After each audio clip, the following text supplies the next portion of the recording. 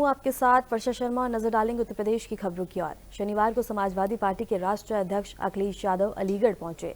इस दौरान उन्होंने सपा के वरिष्ठ नेता के घर शादी समारोह में शिरकत की और पूर्व विधायक जफर आलम तथा हाजी खान के आवास पर जाकर उनका हालचाल जाना। अखिलेश यादव ने संभल घटना को लेकर भाजपा सरकार की कार्यशैली को लेकर तीखा हमला बोला।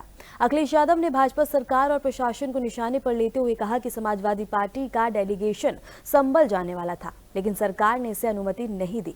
अखिलेश ने शांति और न्याय की बात करते हुए कहा कि सरकार और प्रशासन की जिम्मेदारी है कि पीड़ितों को न्याय मिले। उन्होंने आरोप लगाया कि प्रशासन सरकार के इशारों पर काम कर रहा है। अखिलेश यादव ने कहा कि संभल में पहले दिन सर्वे हुआ जिसे सभी ने मिलकर कराया और किसी को कोई आपत्ति नहीं थी। फिर प्रशासन ने दोबारा सर्वे क्यों कराया? सर्वे टीम में भाजपा के कार्यकर्ता क्यों शामिल हुए? अखिलेश यादव ने कहा कि भाजपा सरकार संविधान के बजाय अपनी मर्जी से शासन चला रही है। पार्टी का डेलीगेशन संभल जाना था। हम सब लोग शांति के पक्ष में हैं। वहाँ शांति हो, लोगों को न्याय मिले और न्याय मिलना ज़रूरी है। लोग और जो प्रशासन बातें समय समय पे कह रहा है वो सरकार के इशारे पे कह रहा है। जिसने इतना प्रतिबंध लगाया, ये प्रतिबंध और इतनी तैयारी फोर्स की अगर पहले होती तो इतनी बड़ी घटना नहीं होती। लोगों को न्याय का भरोसा दिलाना इस सरकार की जिम्मेदारी है। न्याय और लोगों को न्याय मिलेगा, इसके लिए प्रशासन और सरकार की जिम्मेदारी बड़ी बनती है। लेकिन जो कुछ संभल में हुआ है, पहले दिन जब सर्वे हुआ किसी को आपत्ति नहीं थी, सभी लोगों ने मिलकर के सर्वे कराया। आखिरकार दोबारा सर्वे क्यों करने का मन बनाया प्रशासन ने, दोबारा बनाया। और जब जा रहा था सर्वे की टीम में तो बीजेपी के कार्यकर्ता क्यों गए? ये पूरा का पूरा प्रशासन और सरकार का कराया हुआ झगड़ा है। अन्याय अगर किसी ने किया तो सरकार और प्रशासन ने मिलकर किया है। उन्हें न्याय मिले। डिप्टी सीएम ब्रजेश पाठक ने जनपद दौरे के दौरान सपा पर निशाना साधते हुए कहा कि समाजवादी पार्टी ने हमेशा संविधान और लोकतंत्र पर हमला किया, जबकि बीजेपी गरीबों, दलित और वंचितों के जीवन स्तर को सुधारने के लिए काम कर रही है। अडानी मामले पर राहुल गांधी और अखिलेश यादव को आड़े हाथ लेते हुए उन्होंने कहा कि विपक्ष पूरी तरह दिशाहीन हो चुका है। इसी के साथ अमेवा में ट्रॉमा सेंटर निरीक्षण के दौरान डिप्टी सीएम ने निर्माण की गुणवत्ता जांचने और कमी पाए जाने पर सख्त कार्रवाई के निर्देश भी दिए।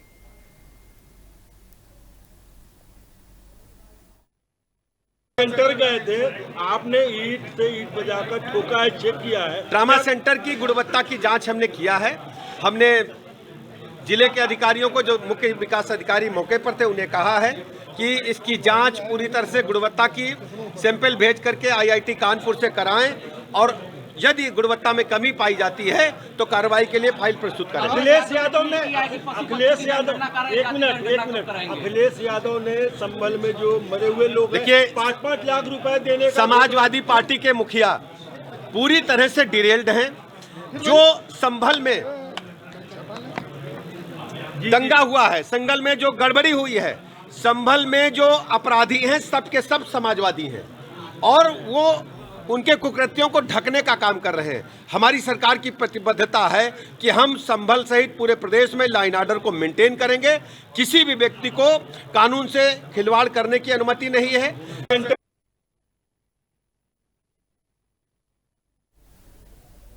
शनिवार को लखनऊ में प्रेस क्लब में भूतपूर्व विधायक और विधान परिषद सदस्यों की बड़ी बैठक हुई। बैठक में सभी दलों के तमाम जिलों से पूर्व विधायक, पूर्व विधान परिषद सदस्य मौजूद रहे। पूर्व विधायकों, विधान परिषद सदस्यों ने इस दौरान कई प्रस्ताव सर्वसम्मति से पारित किए गए। पूर्व विधायकों के साथ एक गाइडलाइन जारी हुई थी। पूर्व विधायकों की शिकायत है कि पूर्व विधायकों की कोई सुनता नहीं है। पूर्व विधायक रिजान मेहंदी ने बताया कि मुझसे बोला गया कि आप लोग एक संगठन बनाकर प्रस्ताव दीजिए, उसी हिसाब से यूपी सीएम विधानसभा स्पीकर से टाइम लेकर मुलाकात कर अपनी समस्याएं रखेंगे। हम सब मिलकर इस लड़ाई को लड़ेंगे कि वर्तमान विधायकों को आज जो मिल रहा है उतना मिले तो उसका आधा मिले। अगली मीटिंग 2 महीने बाद होगी। हम मांग करते हैं कि पूर्व विधायकों की पेंशन में वृद्धि की जाए और यात्रा भत्ता के तौर पर प्रतिवर्ष 4.25 लाख रुपए अनुमान्य है। वर्तमान विधायकों का टोल टैक्स माफ है, पूर्व विधायकों को भी टोल टैक्स माफी की सुविधा दी जाए। वहीं सत्यदेव त्रिपाठी पूर्व मंत्री ने कहा कि लोकतंत्र से जहां वर्तमान सम्मान का उतना ही भूतपूर्व का भी सम्मान उतना है, जितना जिम्मेदारी वर्तमान की बनती है उतनी जिम्मेदारी पूर्व की भी होती है। सदस्य विधानसभा, सदस्य विधान परिषद काफ़ी बड़ी मात्रा में आए। आज शादियों का बहुत ज़बरदस्त रेला है, लेकिन अपनी समस्याओं और अपनी बातों को रखने के लिए सब लोग आपके बीच में आए। मैं आपसे दो ही बातें कह देना चाहता हूँ कि लोकतंत्र में जहाँ वर्तमान का सम्मान है, वहाँ भूतपूर्व का भी सम्मान उतना ही हर जगह होता है। आप ब्रिटेन की पार्लियामेंट में एटली और दूसरे लोगों के बीच जो संवाद हुआ, उसमें उन्होंने कहा कि भूतपूर्व कोई भी हो सकता है, मैं भी हो सकता हूँ। एटली प्रधानमंत्री थे, उन्होंने कहा मैं भी भूतपूर्व हो सकता हूँ।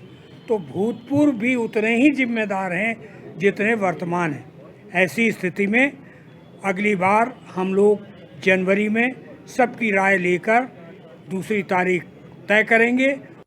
नहीं, पूर्व विधायकों की एक गाइडलाइन मैंने अभी आपको बताया कि एक गाइडलाइन जारी हुई थी स्पीकर साहब की तरफ से कि हमने मौजूदा विधायकों के लिए काफ़ी सुविधाएं कराई हैं। एक शिकायत आती थी कि विधायकों को कोई सुनता नहीं है, तो हम लोग स्पीकर साहब से मिले थे भूतपूर्व विधायक। उनका एक आप प्रस्ताव पास कीजिए, एक अपने संगठन बनाइए, फिर हमको प्रस्ताव दीजिए, आपकी मांग पूरी करेंगे। तो आज हम लोगों ने एक एजेंडा बनाया है जो हमारी वहाँ पर अभी आपको दे देंगे क्या क्या एजेंडा है। हम लोग उस हिसाब से फिर मुख्यमंत्री से टाइम लेंगे, स्पीकर साहब से टाइम लेंगे, उनसे मिलेंगे और हम लोग इस लड़ाई को लड़ेंगे कि भूतपूर्व विधायकों को भी सम्मान मिलना चाहिए, इज्जत मिलनी चाहिए। अगर मौजूदा विधायकों को जो मिल रहा है उतना न मिले तो उसका आधा हम लोग को मिले। तो जो चीज़ें हमने अपने एजेंडे में रखा भी आपको दे रहे हैं हम देने के लिए, और उस पर हम लोग अब अगली मीटिंग हमारी 2 महीने बाद होगी। आज हम लोगों ने करीब 100 लोगों को बुलाया था, 100 पूर्व विधायकों को। हमें उम्मीद है कि 30 से 35 लोग आए हैं, क्योंकि लगन का समय था, इसलिए बहुत लोगों ने माफ़ी मांगी है। 1 दर्जन लोगों ने लिख के भेजा है कि हम नहीं आ पाए, लेकिन हम सहमति हैं, हमारी सहमति है, उन लिख करके भेजा है। नहीं, पूर्व विधायक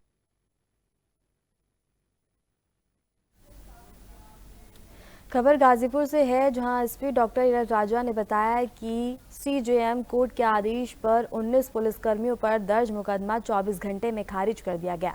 2021 में तत्कालीन चंदौली एसपी अमित कुमार द्वितीय सहित 18 पुलिसकर्मी पर गाजीपुर के नंदगंज थाने में मुकदमा दर्ज हुआ था। एसपी के मुताबिक यह मामला सिपाही अनिल कुमार सिंह द्वारा झूठे तथ्यों पर कोर्ट में दाखिल याचिका था और जांच में एफआईआर को खारिज कर कोर्ट को रिपोर्ट भेजी गई है। अब सिपाही अनिल कुमार सिंह पर कार्रवाई के संकेत भी दिए गए हैं। एक मुकदमा नंदगंज थाने में पंजीकृत हुआ था, जो कि सीजेएम कोर्ट के द्वारा आदेश हुआ था पंजीकृत करने के लिए। एक हेड कांस्टेबल जो कि चंदौली में नियुक्त था, उसके द्वारा ये मुकदमा पंजीकृत करवाया गया था। तो इस मुकदमे को तत्काल प्रभाव से एक्सपंज कर दिया गया है एवं माननीय न्यायालय में इसके संबंध में रिपोर्ट भी प्रेषित की गई है, क्योंकि इसमें पर्याप्त साक्ष्य हम लोगों के द्वारा जुटाए गए थे और ये चीजें रही कि इस तरह की कोई भी घटना किसी प्रकार की यहाँ पर कोई कारित नहीं हुई और ना ही कारित होना पाया गया। तो इस कारण से इस मुकदमे को तत्काल प्रभाव से एक्सपंज कर दिया गया है। जो इस मुकदमे का जो वादी था अनिल, उसके विरुद्ध पूर्व के भी कई मुकदमे पंजीकृत हैं और ये बर्खास्तगी के ड्यूरेशन में इस पर यह मुकदमा चंदौली में पंजीकृत हुआ था, जिसमें गैंगस्टर भी बना था और ये गैंगस्टर में भी निरुद्ध होकर काफी समय जेल में रहा था। और इसके द्वारा तथ्यों को छुपाते हुए गलत तथ्यों के आधार पर एक मुकदमा सीजेएम कोर्ट में के माध्यम से इसने दर्ज करवाया था। एक मुकदमा नंदगंज थाने में पंजीकृत हुआ था, जो कि सीजेएम कोर्ट के द्वारा आदेश हुआ था पंजीकृत करने के लिए। एक हेड कांस्टेबल जो कि चंदौली में नियुक्त था, उसके द्वारा ये मुकदमा पंजीकृत करवाया गया था। तो इस मुकदमे को तत्काल प्रभाव से एक्सपंज कर दिया गया है एवं माननीय न्यायालय में इसके संबंध में रिपोर्ट भी प्रेषित की गई है, क्योंकि इसमें पर्याप्त साक्ष्य हम लोगों के द्वारा जुटाए गए थे और ये चीजें रही कि इस तरह की कोई भी घटना किसी प्रकार की यहाँ पर कोई कारित नहीं हुई और ना ही कारित होना पाया गया। तो इस कारण से इस मुकदमे को तत्काल प्रभाव से एक्सपंज कर दिया गया है। जो इस मुकदमे का जो वादी था अनिल, उसके विरुद्ध पूर्व के भी कई मुकदमे पंजीकृत हैं और ये बर्खास्तगी के ड्यूरेशन में इस पर यह मुकदमा चंदौली में पंजीकृत हुआ था, जिसमें गैंगस्टर भी बना था और ये गैंगस्टर में भी निरुद्ध होकर काफी समय जेल में रहा था। और इसके द्वारा तथ्यों को छुपाते हुए गलत तथ्यों के आधार पर एक मुकदमा सीजेएम कोर्ट में के माध्यम से इसने दर्ज करवाया था।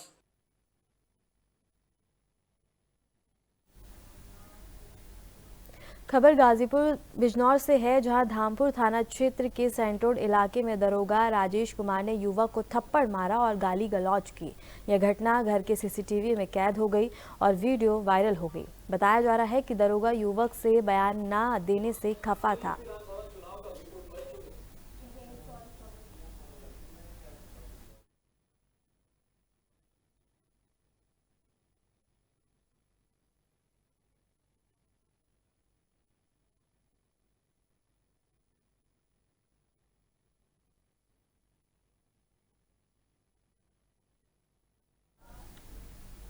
खबर सीतापुर से है, जहां ग्राम पंचायत में प्रकाश बाल्मीक के घर में अचानक आग लग गई। घर में रखे 3 सिलेंडर धमाके के साथ फटने लगे, जिससे अफरा तफरी मच गई। सिलेंडरों के टुकड़े 200 मीटर दूर तक फैल गए और आग से लगभग 2 लाख रुपए का नुकसान हुआ है। जानकारी के अनुसार परिवार शादी और शोक के कारण घर में नहीं था और गाँव वालों ने पुलिस को इसकी सूचना दी, जिससे पुलिस और फायर ब्रिगेड ने आग पर काबू पाया। राहत की बात यह रही कि कोई जनहानि नहीं हुई है।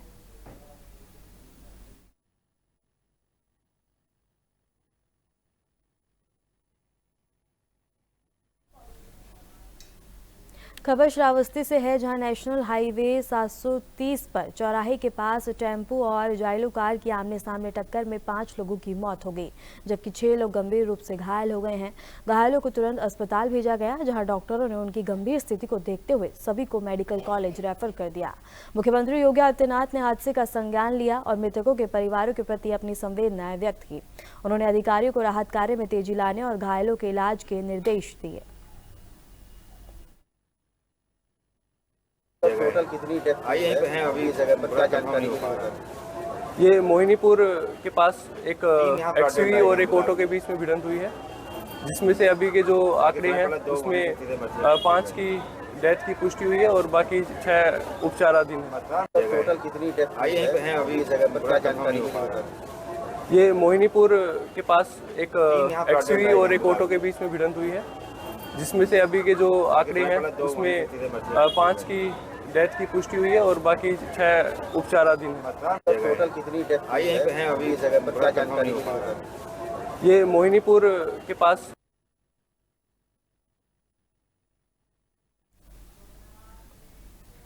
सहारनपुर के क्षेत्रवासियों को बड़ी सौगात मिली है। हिडन नदी पर नौरंगपुर के बीच वर्षों से पुल नहीं था, जो अब बनने जा रहा है। उत्तर प्रदेश शासन ने इस पुल के निर्माण के लिए रुपयों की मंजूरी दी है और पुल बनने से क्षेत्रवासियों को बड़ी राहत मिलेगी और शासन ने लोक निर्माण विभाग को निर्माण के लिए पत्र भी जारी किया है।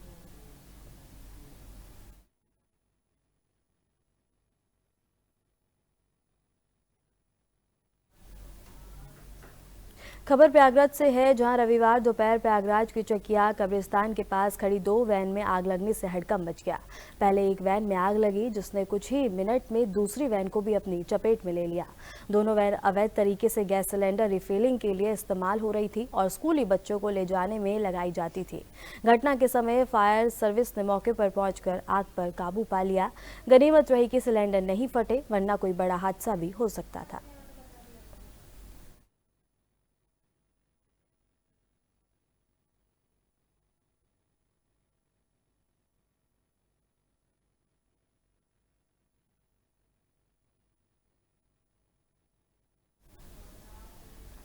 खबर पीलीभीत से है, जहां बिलेसपुर में एक शादी समारोह के दौरान डीजे पर बालाओं का अश्लील डांस हुआ, जो सोशल मीडिया पर वायरल हो गया और वीडियो में कई घंटे तक चलता हुआ डांस देखा गया, लेकिन प्रशासन मूर्ख दर्शक बना रहा। वायरल होने के बाद भी कोई कार्रवाई नहीं की गई।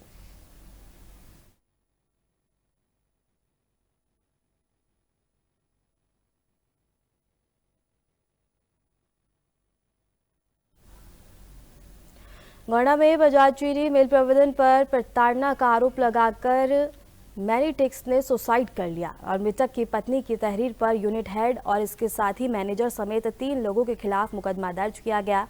मामला मोतीगंज थाना क्षेत्र के अंतर्गत बजाज हिंदुस्तान शुगर लिमिटेड चीनी मिल का है और मृतक गजेंद्र सिंह ने मिल प्रबंधन पर प्रताड़ना का आरोप लगाकर बीते 29 नवंबर को नींद की 250 गोलियां खा ली थी, जिसके बाद परिजन इलाज के लिए तत्काल गोंडा मेडिकल कॉलेज ले गए, जहां इलाज के दौरान उसकी मौत हो गई और इसके साथ ही लखनऊ रेफर कर दिया गया।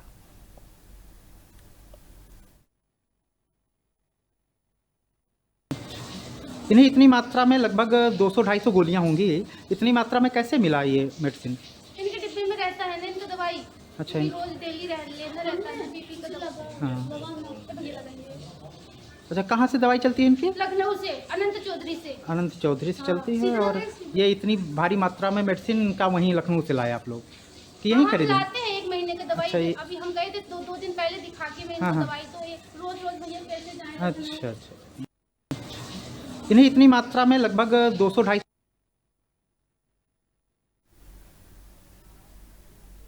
शिकारपुर कोतवाली क्षेत्र के गांव में 2 महिलाओं के झगड़े ने 3 माह की मासूम बच्ची की जान ले ली। मामूली विवाद के दौरान एक विवाहिता ने बच्ची की मां को पीटा और उसकी गोद से बच्ची छीनकर फर्श पर पटक दी, जिससे बच्ची की मौके पर ही दर्दनाक मौत हो गई।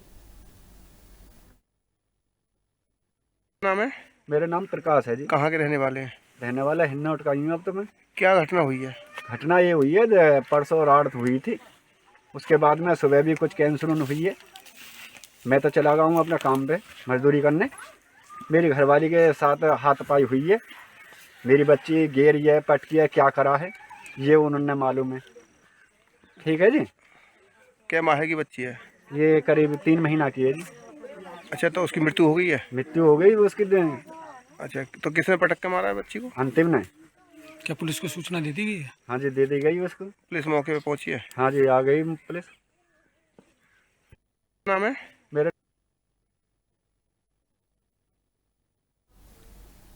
खबर आगरा से है, जहां थाना कोतवाली क्षेत्र में पुलिस ने अपराधी इमरान की 1 करोड़ रुपए की संपत्ति कुर्क की। उसने अपने गैंग के साथ मिलकर कई अपराध किए और संपत्ति अर्जित की थी। यूपी गैंगस्टर एक्ट की धारा 14A के तहत पुलिस ने इमरान के 2 मंजिला मकान की कुर्की की है। यह कार्रवाई डीसीपी सिटी सूरज राय के नेतृत्व में की गई है। न्यायालय श्रीमान पुलिस आयुक्त कमिश्नरेट आगरा के बाद संख्या 6/2024 इमरान पुत्र गैस कुरैशी उर्फ मुन्ना, धारा 14(1) उत्तर प्रदेश गिरोहबंद एवं समाज विरोधी क्रियाकलाप निवारण अधिनियम 1986 के अंतर्गत इनकी संपत्ति आज कुर्क की जा रही है।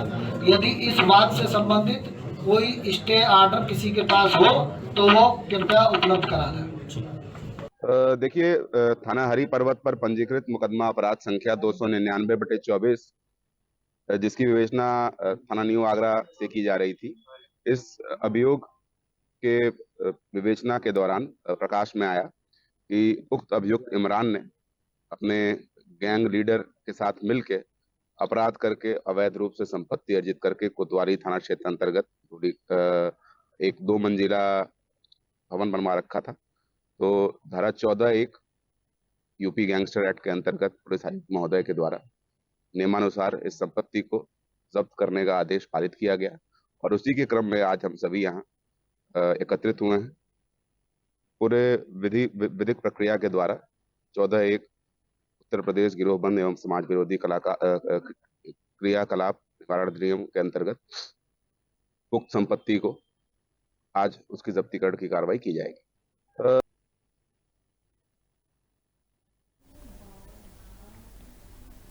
खबर बुलंदशहर से है, जहां हनुमान टीला में 36 वर्षीय आशीष ने तमंचे से गोली मारकर आत्महत्या कर ली। पुलिस ने तमंचा बरामद कर शव को पोस्टमार्टम के लिए भेज दिया। मौके पर पहुंचे सीओ भास्कर मिश्रा और फॉरेंसिक टीम मामले की जांच में जुटी है। सीओ ने बताया कि यह प्रथम दृष्टि आत्महत्या का मामला लगता है, लेकिन बारीकी से जांच के बाद ही सटीक जानकारी सामने आएगी। सर, एक गोली का मामला सामने आ रहा है, क्या है पूरा मामला? देखिए, आज दिनांक 29 नवंबर को खुर्जानगर थाना क्षेत्र के हनुमान टीला के पास से एक 112 पे एक इवेंट जनरेट हुआ जिसमें ये सूचना दी गई कि एक व्यक्ति ने खुद को गोली मार के आत्महत्या कर ली है। मौके पर तत्काल जो है स्थानीय पुलिस और भी जो पुलिस अधिकारीगण हैं सब लोग मौके पर पहुँच के घटनास्थल का उन्होंने मुआयना किया। मौके पर फील्ड यूनिट को भी बुला लिया गया। मौके पर से एक नाजायज़ तमंचा बरामद किया गया है। मृतक जो है इनका नाम आशीष शर्मा पुत्र नरेंद्र शर्मा है, जो हनुमान टीला के रहने वाले हैं। इसमें पुलिस ने जो फॉरेंसिक के जो भी एविडेंस है उसको कलेक्ट कर लिया। अग्रिम वैधानिक कार्रवाई इसमें पुलिस द्वारा की जा रही है। क्या लगता है प्रथम दृष्टया आप आए तो देखिए, ये प्रथम दृष्टया तो आत्महत्या का मामला लग रहा है। अब आत्महत्या किन कारणों से की गई है ये जांच का विषय है, जिसमें पुलिस अब जांच करके अग्रिम वैधानिक कार्रवाई करेगी।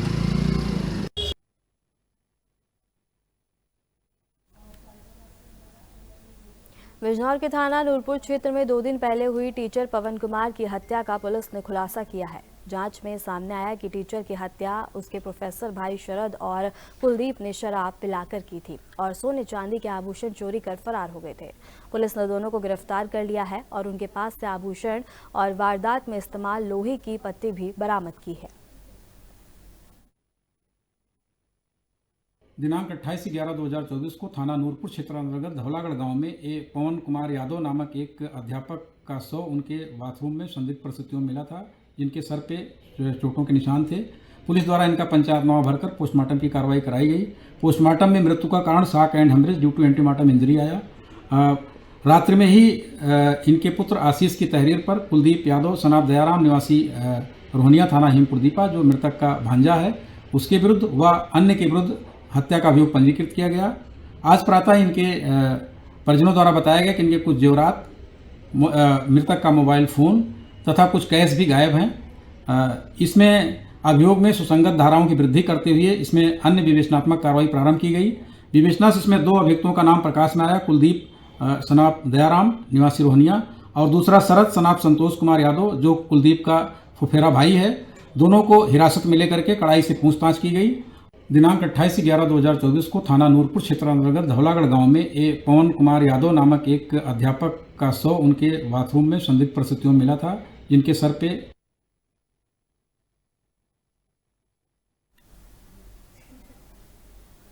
फिलहाल के लिए खबरों में इतना ही और ऐसे ही देश दुनिया की तमाम खबरों को जानने के लिए बने रहें हमारे साथ।